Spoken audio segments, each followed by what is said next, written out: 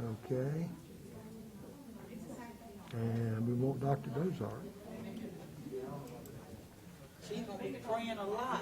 Yeah, she is.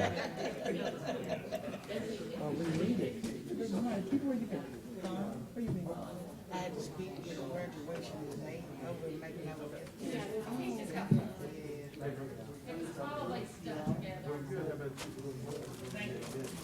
So I got Should to I- speak tomorrow at 8 o'clock and then be at BTW at 7 Wow. tomorrow. Then Northwood at 7 tomorrow. The day after that night. Well, I'm glad you're making all of that. I feel better. You went, My nephew graduated. yeah. He wasn't graduating until yesterday. Really?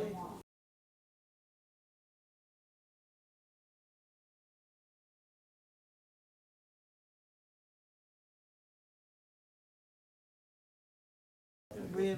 His decision was to do it all way.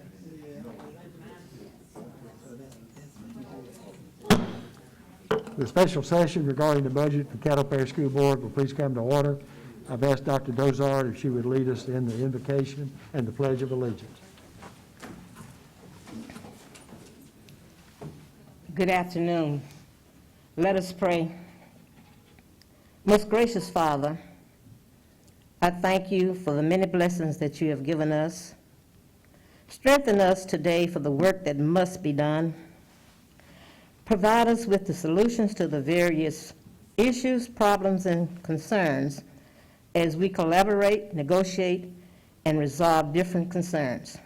We need you, Lord. Yes. We need your love, joy, peace, and help us to keep the faith.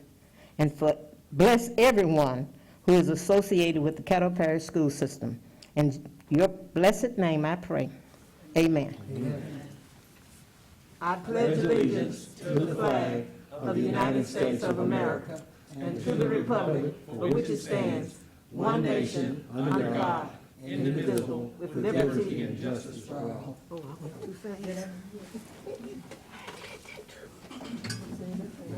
Will the board members please acknowledge attendance? Or lack thereof.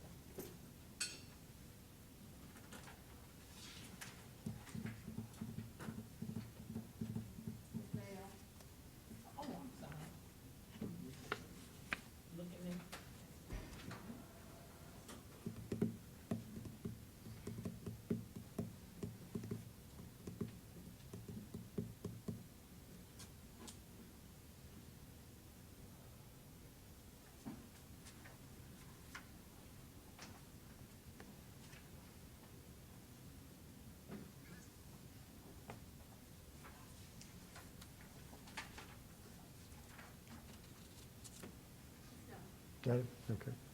Roll call is complete. We'll now open the session for visitors. Is there anyone that wants to speak to the agenda today?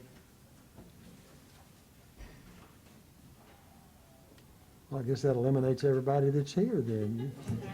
You're off the hook, Jeff. Okay. Yeah, okay. I'll now turn the meeting over to Mr. Howard, or excuse me, our superintendent, Dr. Gorey. Thank you very much, Mr. President and Board, for coming together for this first budget meeting for our Caddo Parish Public Schools Consolidated Annual Budget. Really excited about the things that this budget year will hold for us. A lot of those things, not just because of how we've managed our general fund as well as our federal funds, but also with the opportunities that the infusion of dollars based on our ESSER dollars and some of the infusion of opportunities that that will provide for children. So in that respect, I'm going to kind of tag team with Jeff a little bit today. He will present around general and our normal special revenue accounts, and I'm going to come back and present around ESSER dollars. What I tell the board, though, is that in your packet, you have a sheet that looks like this one, and it actually reads Caddo Parish School Board Budget Suggestions. What I encourage you to do is as you go through the presentation today, or even as you go through the budget, to write down those things that you will suggest and return this to our school board secretaries. We will then, as staff, work through these suggestions to see what our recommendations are and bring those back at our next budget work session. I will also tell you that if you'll allow us to go through the complete presentation today, we've certainly tried to make it short enough, but very informative. There are page numbers at the bottom of all of the pages, and if you'll note all of your questions, we will certainly be happy to go back through and answer those questions after the presentation. So at this point, I would ask Mr. Howard to come forward with the first part of our presentation. Good afternoon. We're excited to bring you the proposed consolidated annual budget for 2021-22 fiscal year. I do want to say before we get started that this is a work that is made possible by collaboration with every division, every department in the school system, but I would be remiss if I did not bring to your attention the work of Christy Willis and Virgin Rochelle, our controller and budget supervisor, who have made this possible. They've worked many hours during the workday and after the workday, before and after the workday, and I couldn't do it without them, and they're just phenomenal. Is that what y'all want me to say? Okay, I'm joking. No, we work great together. I feel like this is my family. I love them, so appreciate them. Okay, what we're going to talk about today, just a short agenda. We're going to talk about give you the budget timeline, and then go over the general fund and special revenue funds, and then we're going to hit on stimulus funds, as Dr. Gorey talked about, and then give you a chance to ask questions.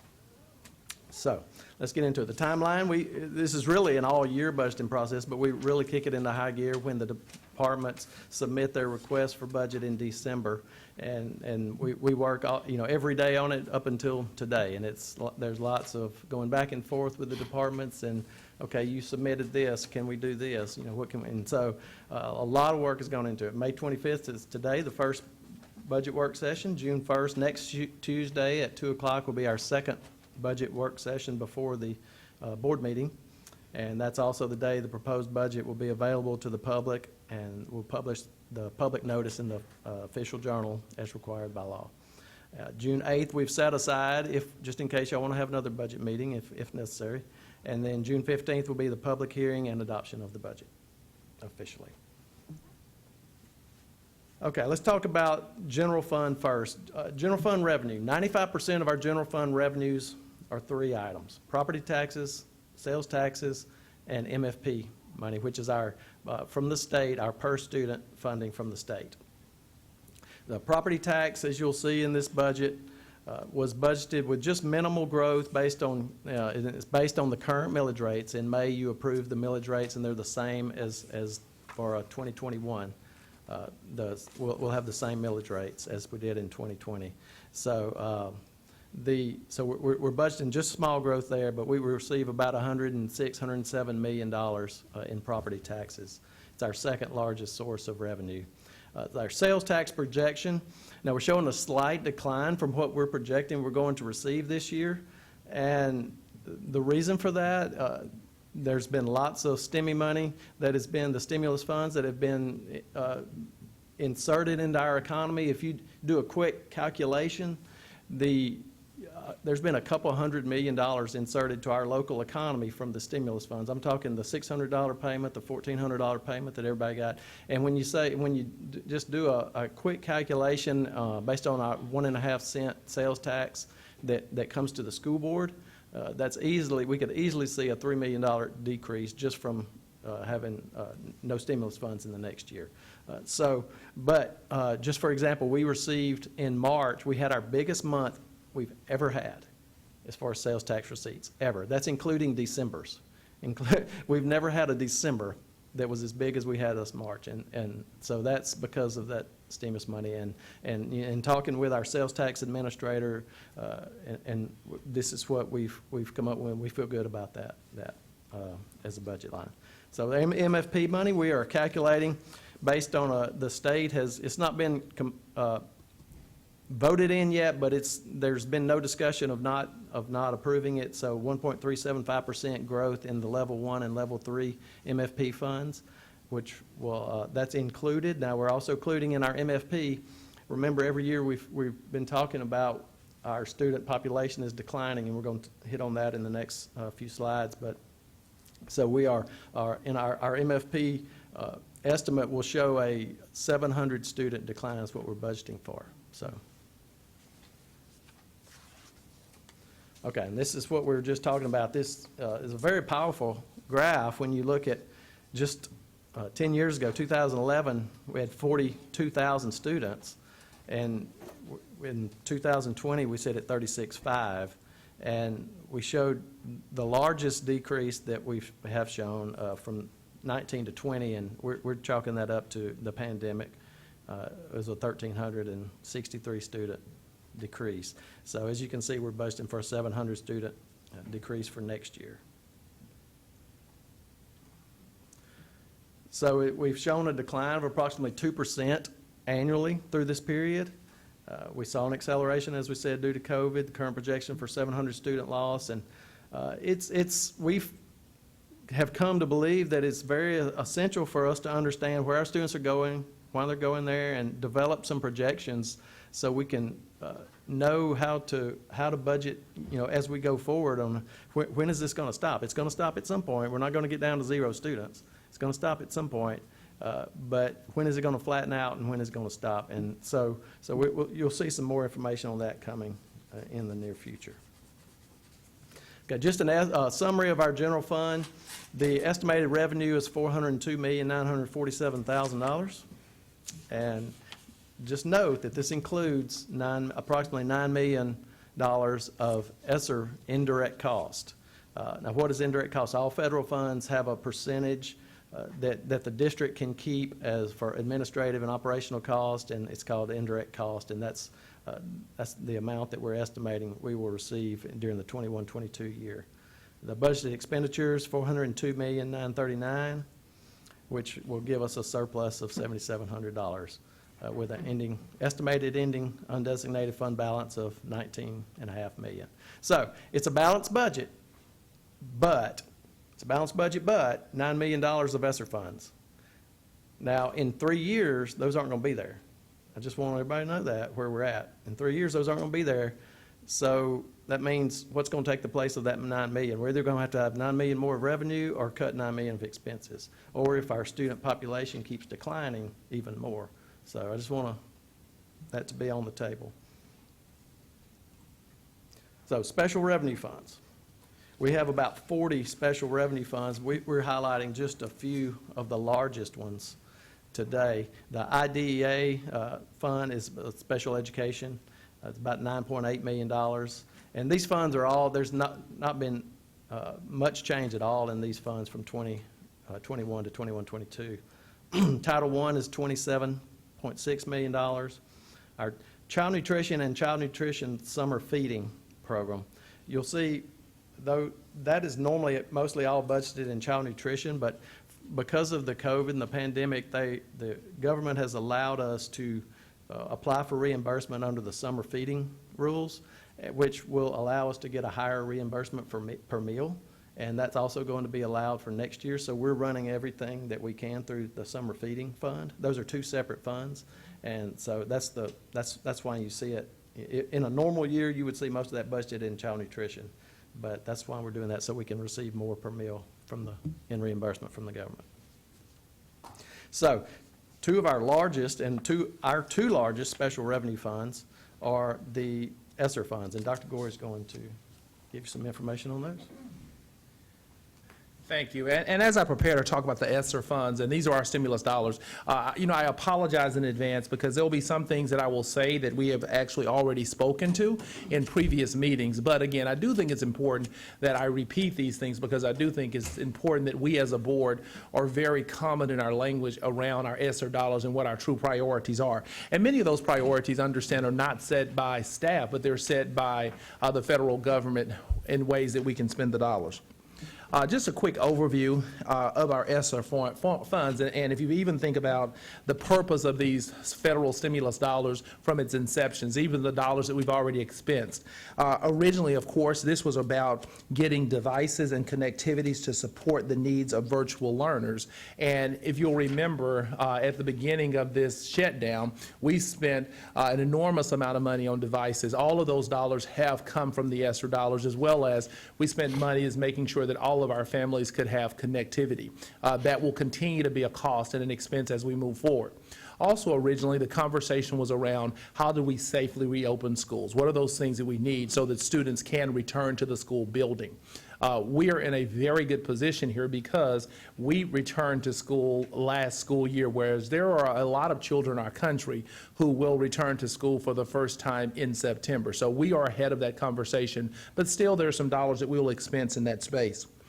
Measuring and addressing lost learning, and again, that's something that you will see the greatest portion of our monies will be allocated towards how do we make sure that all children have an opportunity to recapture that lost learning that this pandemic has created, as well as evidence-based interventions and how are we supporting the social, emotional, and academic needs of our students. We know that our students have experienced a lot of very socially draining, emotionally draining situations through this pandemic, so how are we supporting that, as well as supporting interventions in high doses that are effective with what our students need. Now, a couple of things that I think it's important to note about the dollars that we speak of for this year's budget. And we ask that you understand this timeline moved really fast from the time when we were notified of the amounts of monies that we would receive from when we had to submit a budget to the state. In fact, our first budget was due April 30th. That budget is currently under review, and we do look to have a decision on approval of our budget by June 1st. Now, in creating the initial ESSER budget, and that's the one that we speak about today, I do think it's important to know that even though the timeline was really tight, we did involve stakeholders in making decisions. We did do sample groups of teachers and parents, and I think when you look at things like determining, do we do a full summer program, or do we do 2 weeks, do we do 3 weeks or 4 weeks, a lot of the conversations was around what were those needs and what were parents and teachers responsive to. And that's how we made those decisions. Principals, of course, always have a relevant voice in how we're spending and expending dollars in our school system, as well as employee organizations. Now, we meet with the employee organizations once a month, and there is constant questioning around how do we provide better opportunities for employees, and how does that then lead to better outcomes for children. All of those conversations were taken into consideration, as well as, quite frankly, information that we've gathered from board presentations and even board retreats.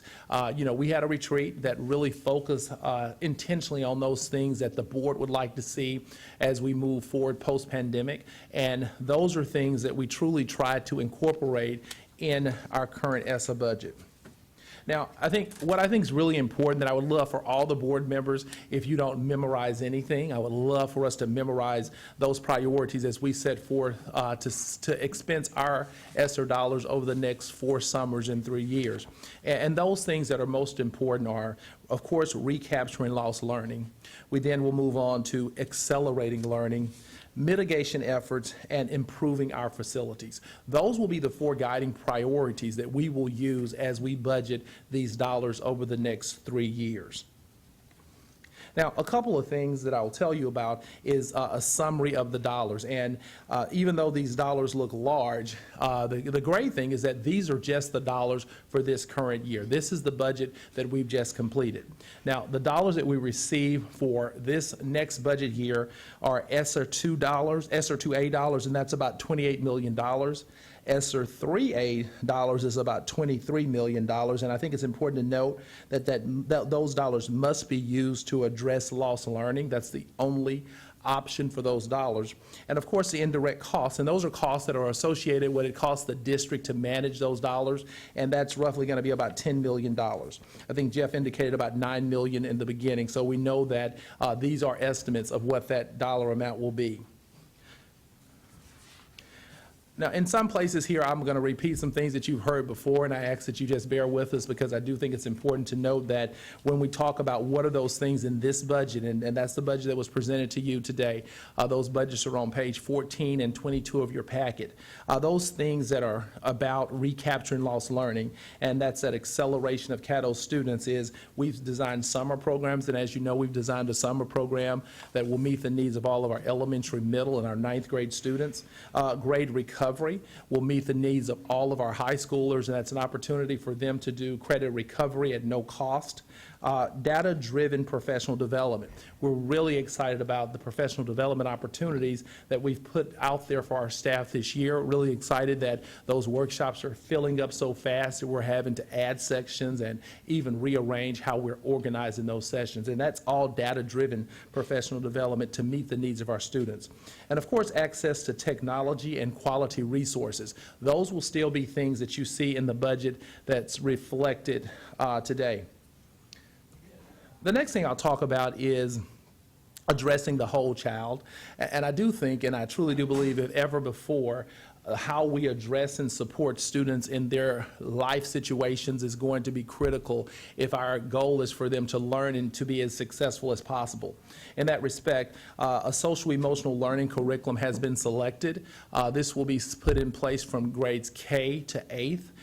And what this means is that every week there will be a required amount of time that teachers will be required to implement this curriculum that's designed to really build those social emotional strengths that students need to be successful in the educational environment and ultimately in life. It's a very research-based approach to strengthening children, and really excited about that opportunity.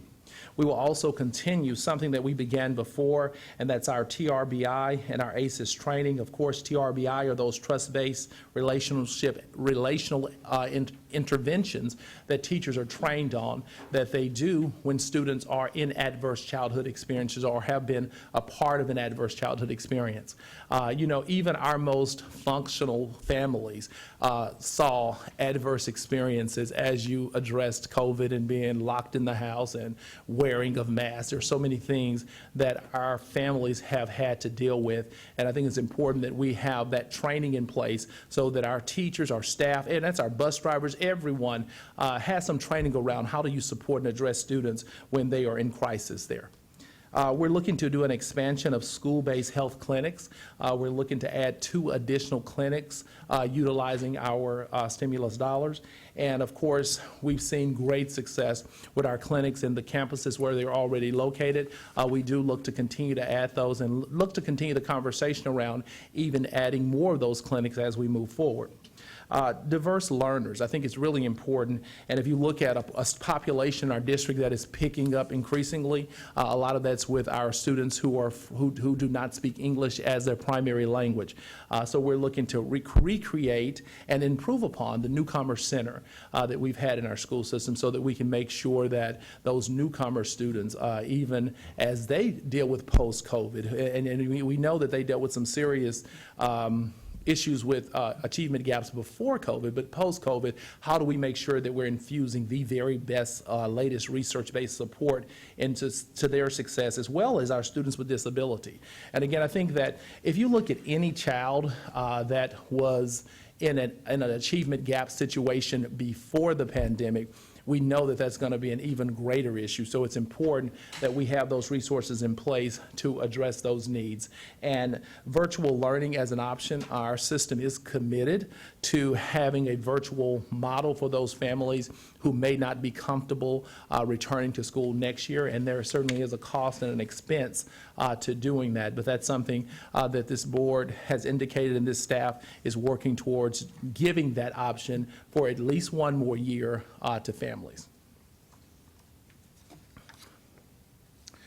accelerating learning. And I'm going to go through this pretty quickly because a lot of this slide you've actually seen before. But when we talk about how are we going to accelerate learning and really speed up the learning process, one thing that comes to mind is I think we're very fortunate that we've been in school all year. I do believe that there's going to be a natural acceleration for our students because of that. But even in that respect, we do look to continue to support our high-quality materials. And that's meaning that all children have access to Tier 1 curriculum. So that's the very best that research shows curriculum has to offer to our students. And again, that our teachers are trained and effectively ready to deliver that content in a just-in-time fashion. So as every day when you come in, there is quality curriculum there for you. Intentional with our structures in that all students have access. Our instructional times are sacred, meaning that there will be defined blocks of time that is allocated for things such as literacy and numeracy.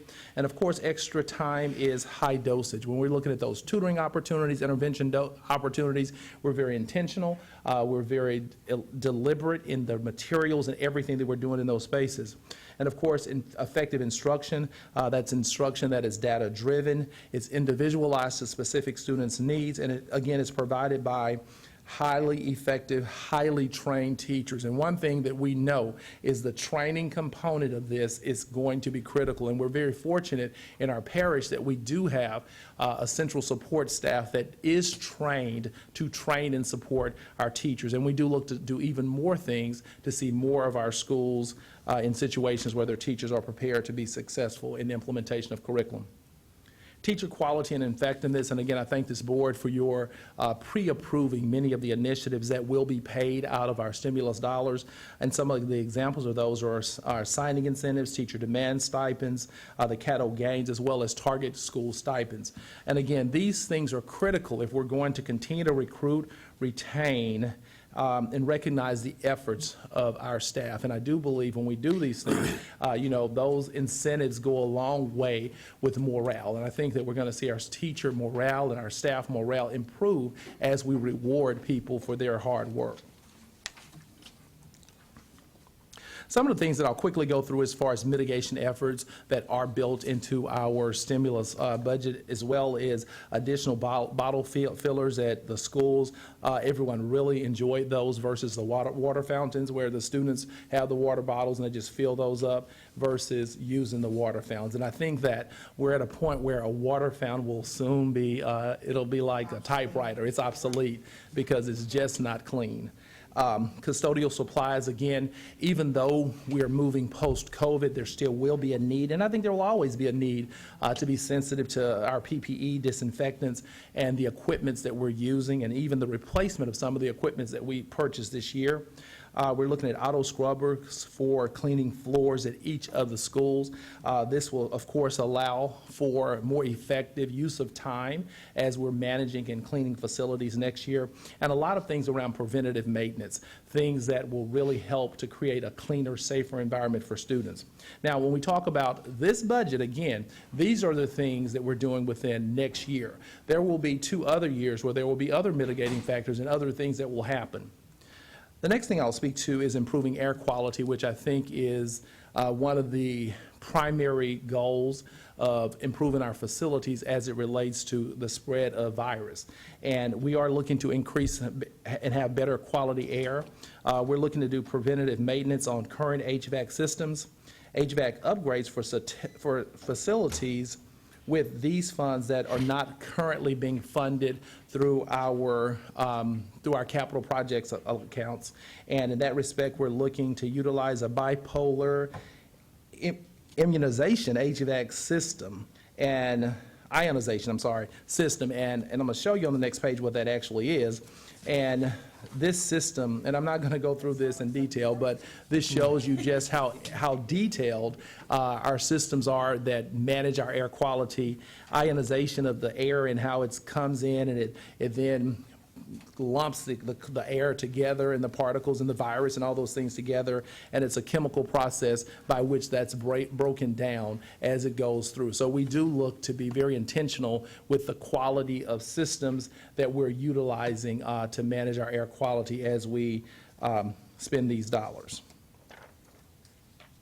Now, a little bit here, we have a summary, and if you look at this year's budget, and this year's budget is ESSER 2A and ESSER 3A revenue. And academic recovery and acceleration is about $27 million. Incentives for teachers is about $2.4 million.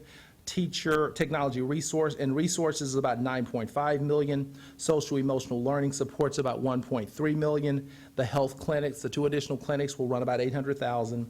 Mitigation protocols will be about $2.2 million, and of course HVAC upgrades is about $8 million to give us a total of $52 million that we have budgeted to spend this year. Now, a couple of things as we talk about moving forward with our future revenue, and I do know that the board has expressed interest in ensuring that stakeholders do have voice in this, and we certainly, too, are committed to that. But I think it's important to note that the next round of ESSER 2 funds is expected to be released in January of 2022. The state has not given us a timeline on the next release for ESSER $3. The district will develop and maintain a public input process this fall so that we will have an opportunity for all stakeholders to have a voice in how we're budgeting these dollars. And of course, we will continue to work with groups such as our principals, administrators, the teacher, superintendent's teacher, as well as student advisory councils, as well as the employee organizations. We will continue to build upon relationships with all of those individuals as we work toward the next budget of dollars. And quite frankly, a lot of the dollars in the next round will be dictated based on the success of implementation with our current budget. So this will speak volumes as to how do we move in the future. But I do think it's very important to note where we're different from the city is that the city's envelope or the city's canvas of how they can spend the money is wide open, whereas our canvas is very specific around those 4 areas, those being addressing lost learning, accelerating learning, mitigation factors, and improving our facilities. Those are the areas where we will have to be able to speak to our dollars. Mr. President, we now will accept any questions, and I'll ask Mr. Howard to come back, and we'll just kind of tag team and answer the questions of the board. Mr. Dixon? Thank you, and thank you, Superintendent, for such a thorough presentation. I just have a couple of questions. I think one you answered, but one in specific, when you talk about the health clinics in schools, you're going to do 2 schools. What schools will they be in, then what's the schedule for bringing on more schools? Right. Thank you for the question. And again, we have not selected those schools. We've budgeted for 2 additional schools. In fact, I don't have the exact number that we have. I think it's 8 that we may have in district now already. For example, in your district, we did a clinic a few years ago at Oak Park. Right. So we have not selected those sites. We're currently working on a clinic for this year to open this coming fall at Walnut Hill. So the final locations of those clinics has not been decided. What would be the process for determining those, where the next one goes? Right. Is there a criteria or something? Right. What I'll tell you is that if I look at, generally speaking, originally when this concept began, and this was, wow, long before my time, it was really based on financial and economically needs of the community. So we would look at communities to see, and there are hot maps. When we're working with David Raines, as well as when we were at the time we were working with Krista Shumpert, there are hot maps that shows you what are those healthcare deserts, those places where there is a deficiency in quality health care. That's always going to play a role in the conversation. I will tell you, as we looked at that for Walnut Hill, the question and conversation was really about the percentage of rural children and their access to health care because it's so far out. So as we look at that, those 2 things always come into question: accessibility, as well as the conversation around poverty rates. So those will continue to drive those conversations. But we do work very closely now with David Raines around the selection of those sites. Final question, and I'll give up the board.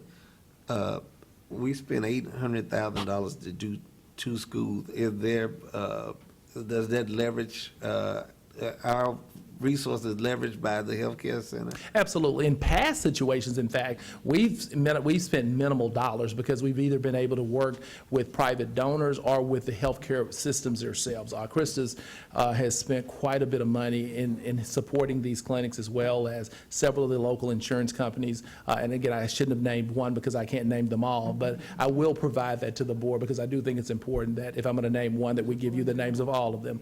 But we've had several private organizations that have funded these health centers for us. Thank you. Ms. Bell? Okay, and I have a couple of questions also. But first, I'd like to say thank you for thinking about Walnut Hill. I do not have a health clinic in my district, and that's a long ways out, so I'd like some people to visit out and see how far they have to in case a baby get really sick. Okay, now, what I need to ask you first, Jeff, if you don't mind. What is the allotment for each, what's the allotment for a student? I mean, how much do the state pay for each one of us, like MFP? It's approximately $5,500 per student. It 55. changes a little bit every year, up or down, depending on how our local tax revenue does, but it's Okay, but approximately it's 55, that's for all the 38 or 37 students, 37,000. Nothing different when it comes to special ed students or Yes, nothing? there is, you get more for a special ed student, more for a student that is in the career in special ed, more for, what are the other? Disadvantaged, yeah. Okay, So could there are several different levels that you. Could you break that down, not now, can, send yeah. it to me if you don't mind? Yeah, we can. Okay, We'll send it to the entire let's go board. to page 8, okay?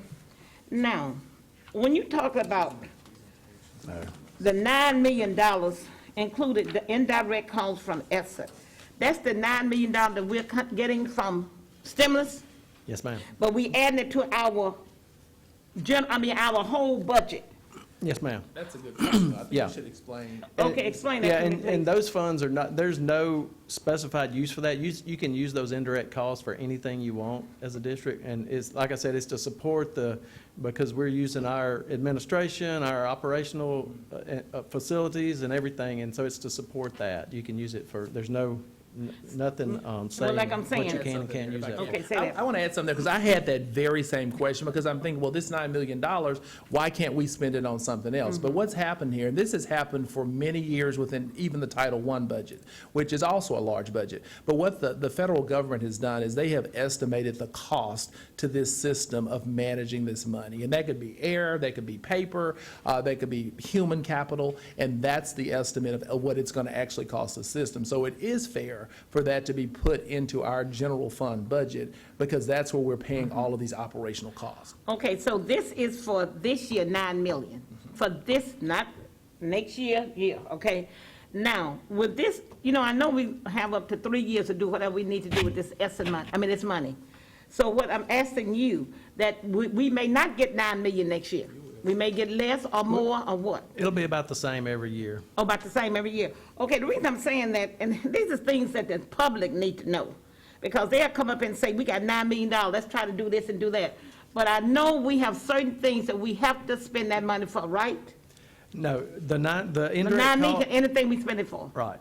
Okay, Let me jump all right. Let me jump in again. I do think it's important to note, though, Ms. Bell, that that $9 million is Already associated with spending $52 million. So, but I think it's also important to note, too, and Jeff made this point, is that we've got to remember as a board that, and first off, let me compliment this staff.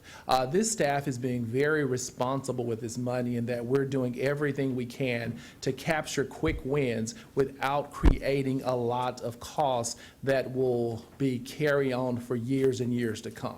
Okay? So in that respect, we understand and appreciate that that $9 million will not be there in 3 years, and everything we do, not only this year, but next year, and certainly the next one, has to keep that in mind. Okay. And again, guys, there are a lot of school systems out there that's just spending, and not really That's right. looking at what the consequences will be after these monies are exhausted. So this staff is trying to be very responsive in not creating reoccurring costs that we don't think we can sustain. That's where things like the health clinics are great ideas, Right. because it's a non-reoccurring cost. Okay, let me ask you a question, both of you. For instance, we have a lot of T buildings at Walnut Hill, but those no covering. The kids get wet, they had to go to the cafeteria. Could that 9 million come out of that to be, either we have to use our other money? Right, that cost that you described, if you I mean- look at, it is an improvement of so the 9 million, no, because that Okay, $9 I'm million just asking, okay. that's monies that's used, that's to subsidize this budget and Okay. this system for managing the money. Now, what I will tell you, though, is within the $58 million, or the large pot of money, that could be seen as an improvement to the facility. What I would argue, though, is that that's probably more of a capital project, because that's not really improving air quality, and that's not really improving the quality of the learning environment. It is improving, but I think that's more of an argument toward a capital project. Now, I think a conversation that we should have at some point as a board is around buildings, period, because that's some of our poorest air quality. Yes, it And is. could these resources, as we move forward, be used to eliminate some T buildings in our district? I Some of know- those places where we do have an unusually high amount of T buildings. I know, the reason I said that because I know University and Warden Hill, I think with more T buildings than anybody. But when I was upset the other day, when I went to Warden Hill, raining, and I didn't know those, I guess I probably did. The babies coming out, they have to come to the camp, so I was just wondering about that, but maybe that's probably gonna be one of my wish lists up here, okay? Right. All righty. One more question, I know you're gonna stop me in a minute. When you talk about the measure to address lost learning, that is our summer school program that you're gonna put together? Absolutely. When we look at measures addressing lost learning, those dollars are mostly around summer school dollars. Those are around things that we're doing with social emotional learning. Those are around professional development to improve teacher quality and effectiveness in classroom. All of those things are dollars expensed towards capturing lost learning. Okay. Last minute, I mean, because you know, budget is important, we can ask the question. Virtual learning. Do we have a criteria to a person go to virtual, just cause, well, I feel like I want to go virtual this year? Is there a criteria for virtual, going to the virtual academy, I say that, of virtual learning? So- Do it have to be somebody sick, or just because I don't want to go to school? So what I will tell you I is know that you have our this on current, here. Yeah. Virtual learning as an option, okay? So that means if I feel like I'm gonna be lazy this year, I don't have to go to school. right, I do think, Ms. Bell, to your point, though, I do think that, the criteria is family interest, and if the family expresses an interest, we give this option of virtual school. I will tell you, though, we're going to have to hit the reset button really hard, because I'll be the first one to go on record, and I was that guy that, sold that we don't know, this may be the new way to deliver instruction. It's not. And it's not what we found to be most effective with students in the K-12 space. That's not to say has not been worked well for some families, but in general in this space, we don't believe we're maximizing your potential. Now, in that respect, we're telling families, and we're meeting with every family that selects virtual individually to let them know that we're hitting the reset button real hard, and that the level of accountability will be the exact same as it is for people who are sitting in the classroom. And we have to do that if we're going to truly see our students achieve at their most functional level. We are committed to doing this next year, and I will tell you, though, if you look at some of our large systems, and some of the systems who have not been in school this year, and I'll use New York City as an example, which is the right. largest Just made system the in the room. country, there is no virtual option. So there is a movement toward no virtual options. Of course, we've always had a virtual high school, and we'll continue to operate that, but I do believe after we go through next year, there will come a time, even for budgetary reasons, where, when we think about these dollars going away and us needing to start being very smart in how we're budgeting resources, where that will not always be an option. But we are committed to doing and certainly supporting families to be successful virtually next year. I don't have a problem with it, just the idea that I just don't want people to take advantage of it. If they can go, and there's a criteria for them to go, that's fine, but I just can't. That's it. I'll come back the next Monday with the rest of my questions, next year. Dr. Dozart? Oh, I didn't. Thank you, President Albritton. My first question, I see I can use it again for the next meeting.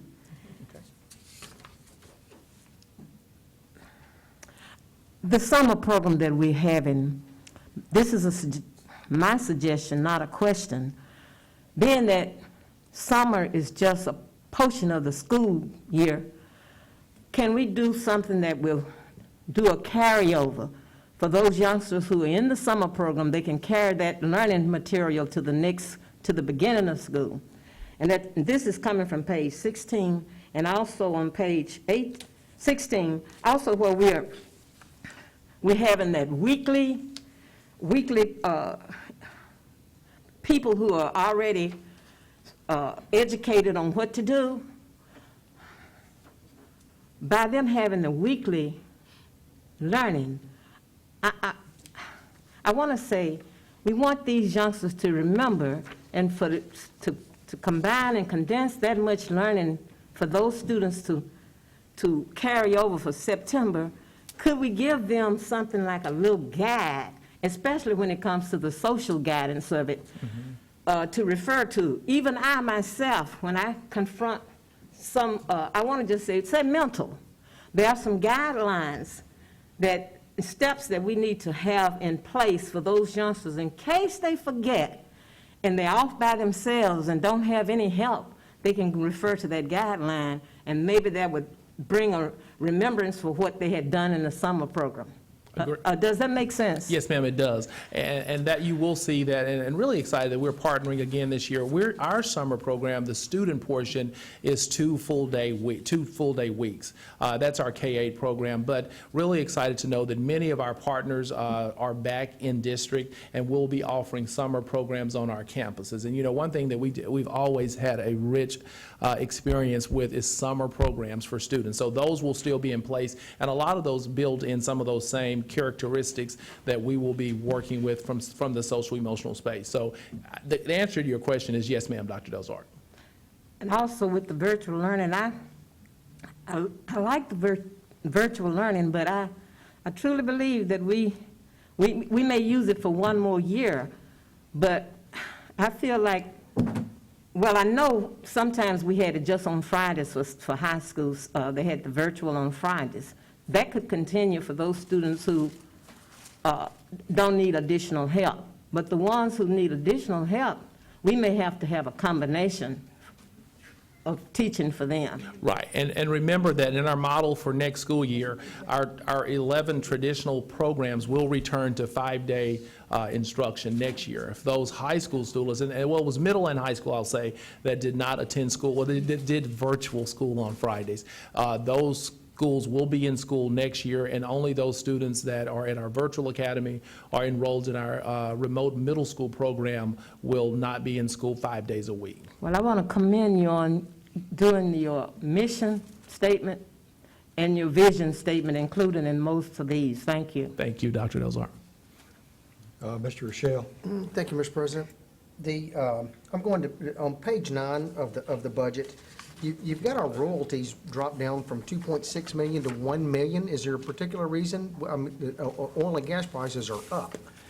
Yeah, they are up. We have seen in the wells that provide most of this income that are on the Carver property, we've seen the production going down. They're choking them back? And yes, sir. And we're going to be up this year because those gas prices are up, but we have seen that production start to decline, and we just want to be conservative in case they choke them all the way back. And Okay, because that's a substantial drop right right, there. we've been very fortunate the last 2 years with those wells, because those were the first 2 years for those wells, and the first few years is most of your production, and we've been very fortunate with those. We're hoping they drill a few more. I see us doing a revision on that at some point in time next year. Is going to be. I hope so. Yeah. Okay.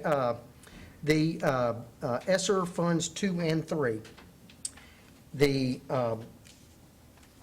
summary that y'all have on page 22 is superb. I believe this should be the public right out front. Yes, this is your not in the consolidated budget, the little short presentation. Your presentation, okay? This page right here should be out front. This is my opinion, okay? Showing how the funds are coming in and how the funds are being spent. Every single one of these items right here are specifically to address the impact and the effects that we had from this pandemic we had this past year. Some of these, I think, obviously we're going to realize some long-term benefits on the HVAC. Great. That's a good one. And now that maybe there's, and well, in the technology and resources, I believe there's going to be some long-term there, and there may be some other. What I can't figure out is how the numbers are working, okay? Because I'm showing $62.8 million coming in between ESSER 2 and 3, and I see 52 here, okay? And I know we've got 9 million over here, okay? Now that gets us to 61. Okay, the 10.8 million is actually an accurate amount. The 9 million is what we're budgeting that we will receive in the 21-22 fiscal year. We will receive all of that 10.8 million as indirect costs, but we're estimating that 1.8 million of it will come after the fiscal year. That's the Okay. difference. All right, so that, there's a 1.8 million that will We'll be get. budgeting for next year. Okay, I got you. So, and then the following year, the last year we're in this, we'll have that last little kick that will fall in. Okay, let me see.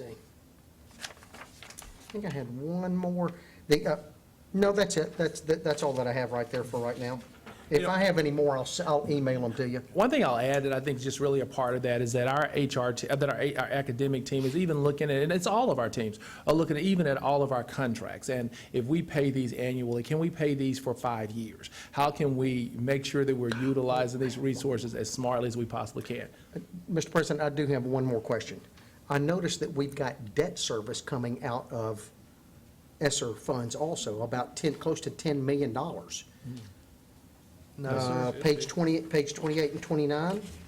We're in the budget now? In the budget, yeah. And the numbers over here the account numbers don't jive back to the regular one. You've got in the ESSER 2. That's actually on the line above that, facility acquisition and construction services. That's that 8.8 million for the HVAC and the 2 health centers. Okay, in that case, never mind. I guess I didn't have my glasses clean enough. I was going to say, that's not an approved cost, and we don't look good I in was gonna stripes or say. orange. So, Hope that's not reflected Thank in you, the Mr. minutes. President. Ms. Thorpe? Thank you, Mr. President. My question is, can we invest this money so that we could invest it and then really have some things that we could, sustain us in the future? We receive this money on a reimbursement basis, so we have to submit proof of what we spent the funds on to be reimbursed the funds. So now, if we operate our general fund budget well enough and have funds left over, then we can definitely invest available funds. But we receive these funds on a reimbursement basis. Okay, so not possible. Right.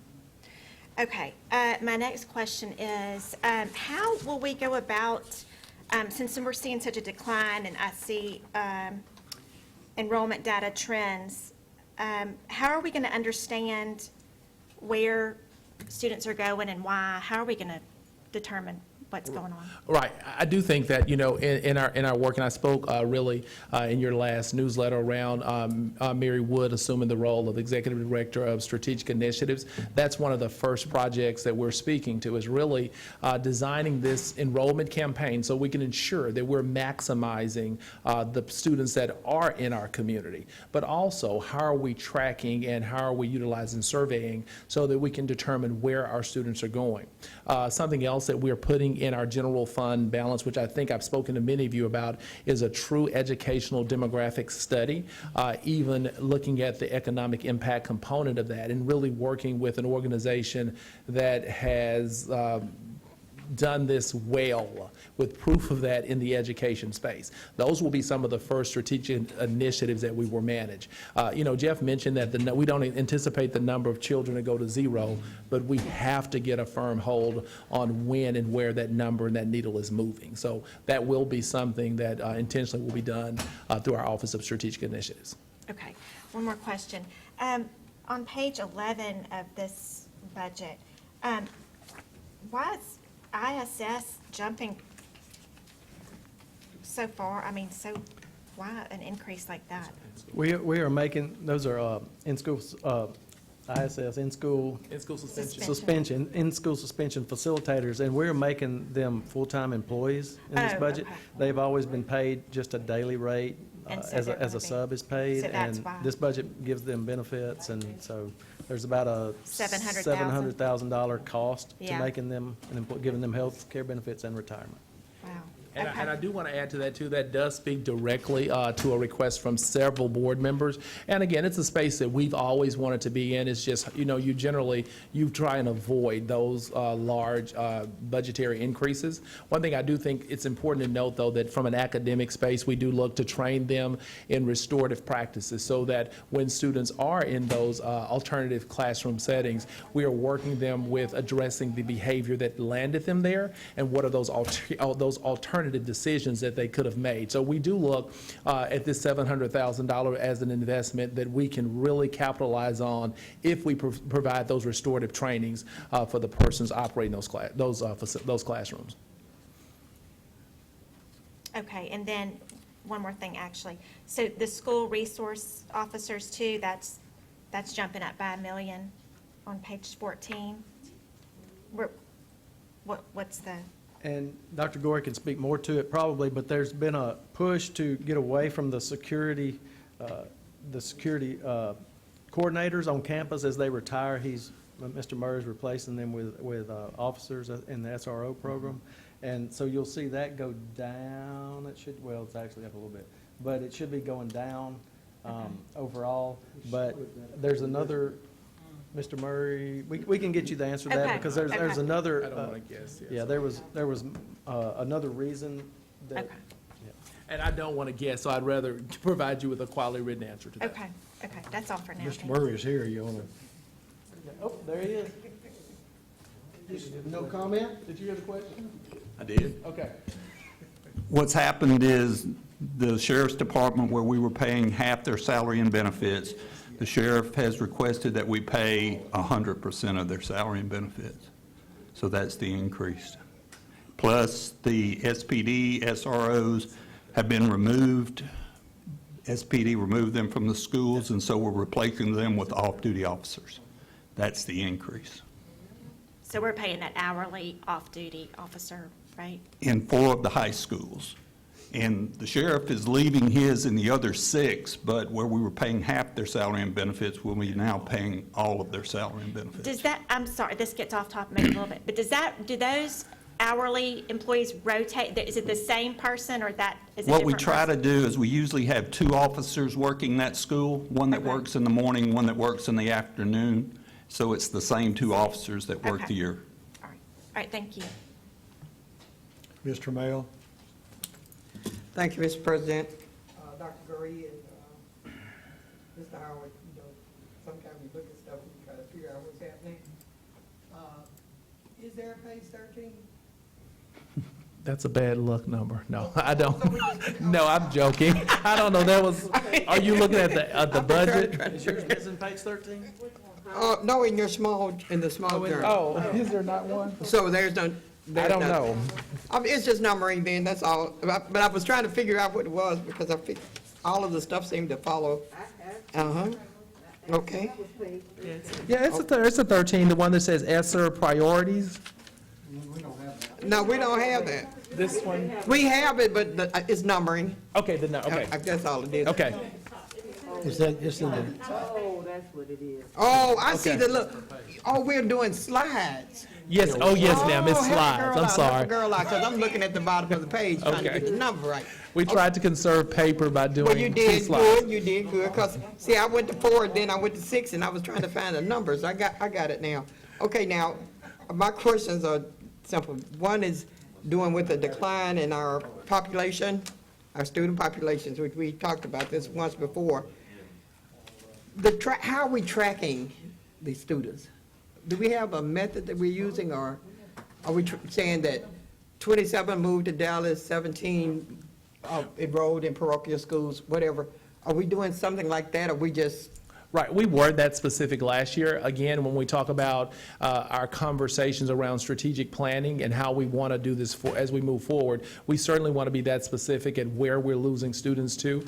We want to be able to track the schools that we're losing students from. We want to be able to track the reasons through surveying around the parent reason why they're actually leaving. Is it a job, or is it we didn't like the schools, or is it we just want to do something different? So we are going to be much more specific in how we're tracking that information. But that's Well, and I agree with you, but I think we too, even with it being the birth rate, and it is that, I do think we can be more specific in our strategic design of presenting that and capturing that. And, because I think a lot of times people would say that people are moving to Bossier, but that was not the case when we tracked the data last year. So I think it's easy to say that, but that's not always the case. So we just want to be more intentional in tracking and being able to report out where our students are going. But let me see. Is there anything wrong with saying, come home? No, and if you look at some of the things that you're going to see as we begin commercials around and how we begin to really look at what are those social media platforms that our parents are occupying, as we begin to do some of the geofencing around even in some of the Hulas and the Rokus, the things that people actually use today versus TV, we're being very intentional in design around how do we capture that 22-year-old mother or that 30-year-old mother. And I have to understand that we have to appreciate that they don't receive information the way we do. So really digging into what those ways are and trying to tap into those spaces. Okay, commercials work well for 22, 24-year-olds.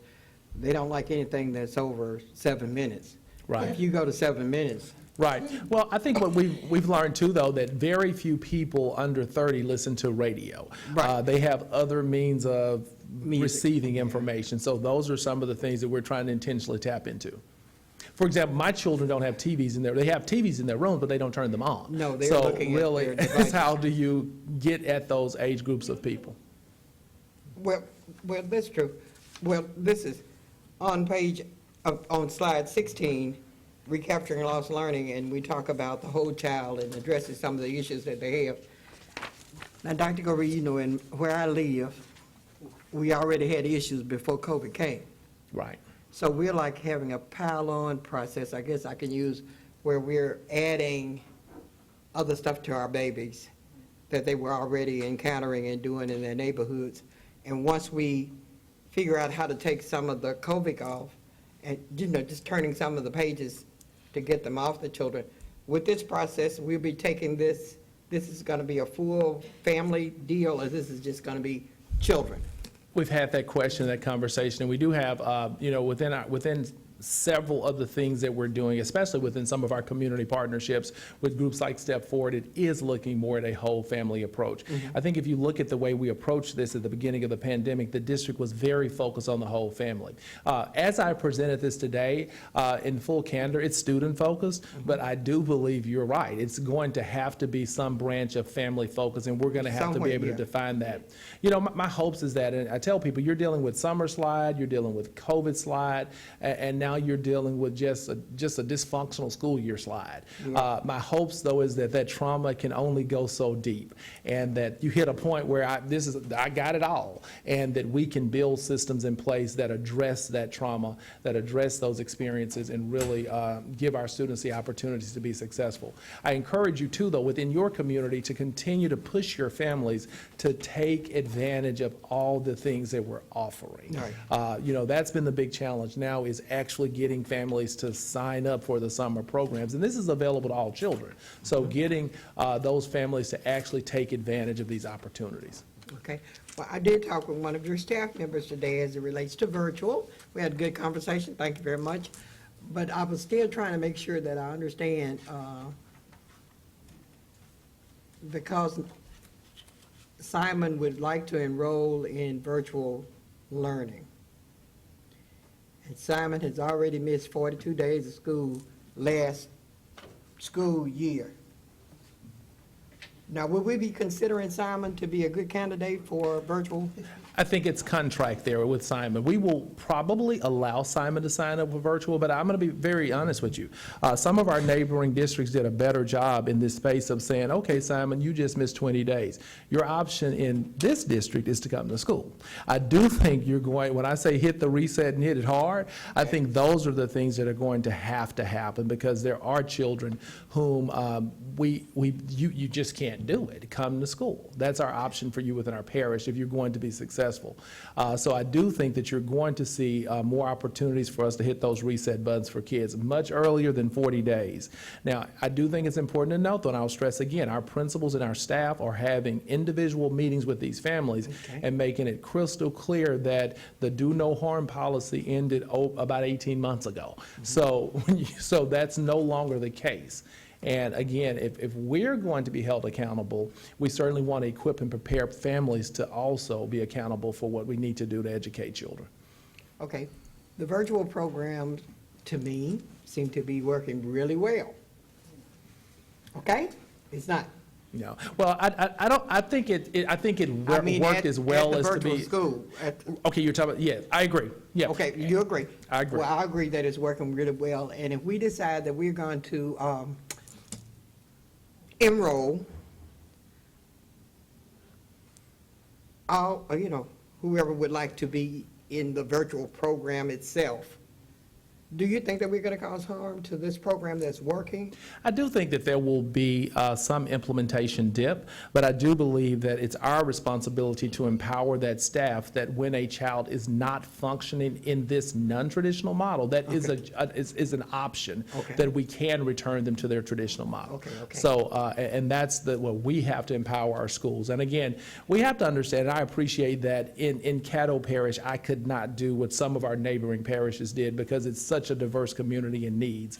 But again, there are some children who, I don't want to say took advantage because that may not be fair, but there were some children who were just not prepared to be successful at home in managing that much time and work. So I do think that we will have to return students in those situations to school. Okay, all right, thank you, sir. Thank you, Mr. President. Mr. Nations? Thank you, Mr. President. You just have to indulge me for a second here. I pray your indulgence. Whether we're talking about ESSER funds or stimulus payments, call me Debbie Downer if you want to. That's fine.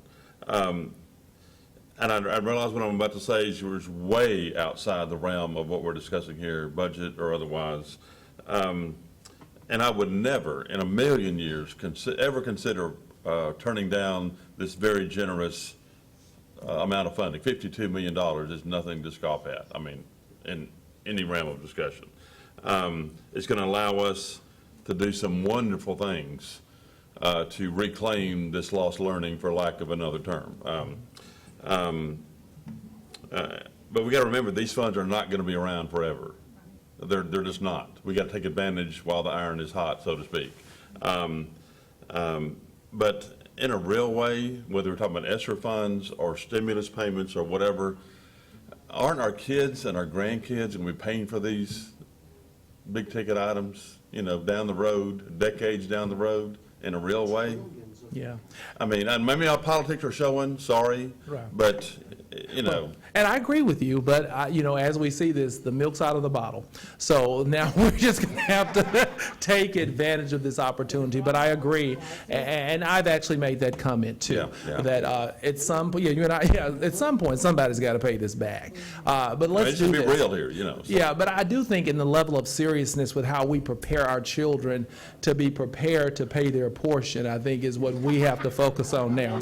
Because the children that are benefiting will probably also be the ones that will be paying it back, and their children. So I do hope that we do create a better workforce. I do hope that we create stronger, healthier social people as a result of this money. But at the end of the day, you're right. It's a gift that we can't give back because it's already, it's out there.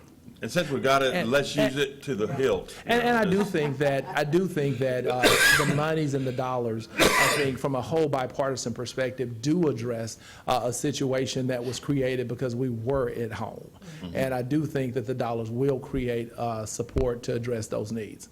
And if you meet any teachers, they're exhausted. I mean, they are, what they no have doubt. dealt with this year. So we're hoping that we can incentivize, compensate them, get better training, and support them to deal with what they're seeing in the classrooms every day. Absolutely. Thank you. That's all I'd say.